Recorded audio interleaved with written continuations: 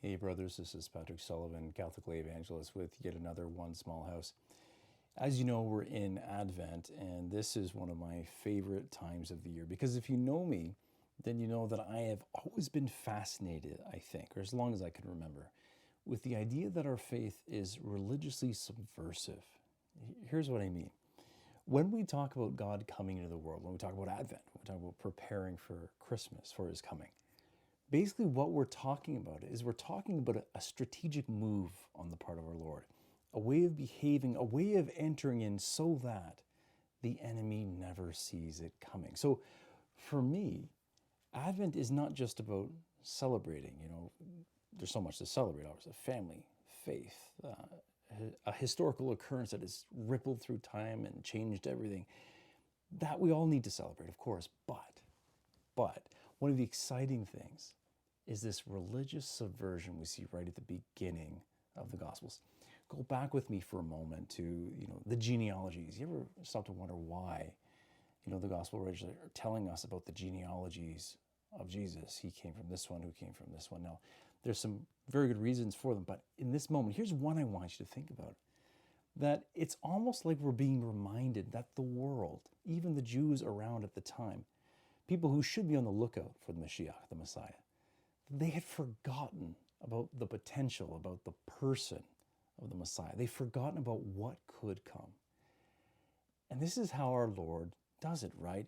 Through this genealogy, through this great line, a king is coming, but they had forgotten about the power of the king to come. You see that?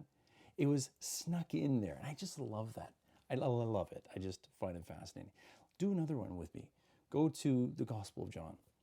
Right in the beginning, right? The beginning was the Word was with God, and the Word was God. But then it goes on to talk about the light. And interestingly enough, he throws in there, but the darkness, those of the world, did not recognize him when he came.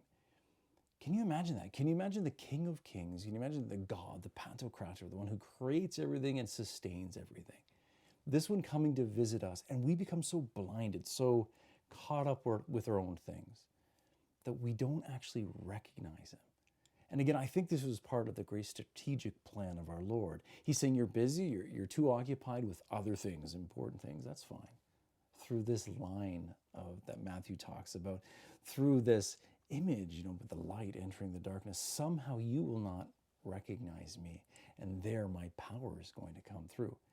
I mean, again, go to the Gospel of Luke, right? We have this story about Jesus, the King of Kings, entering into our story, into our world, into history, really, as a child through powerlessness itself. Do you see the subversion there? You see the powers of the world are looking for a mighty force. They're looking around to see where this king might come from.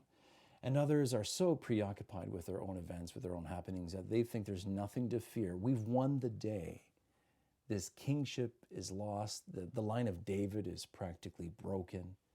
What is there to worry about? And now, brothers, I'm thinking about Advent.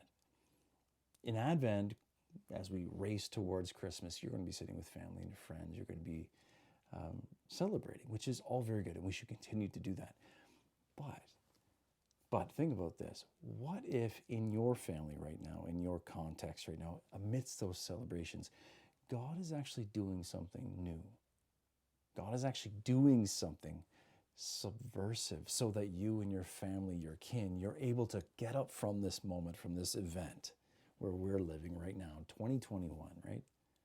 And march out in the world and do something not just beautiful, but powerful. You see that religious subversion coming back into the life of faith. We can do things because the world believes that we Catholics are powerless. They believe that we've all but been forgotten about. You guys, you can't do anything. And we know, you and I know the story, that it began with this forgetfulness of the world. It began with this darkness. And it began with this idea that, well, if you're going to do something, it has to be from some mighty figure in the world. No. One small house, your house, and what our Lord does there quietly, subtly, that's what's going to save the world. God bless you, brothers. Have a great Christmas.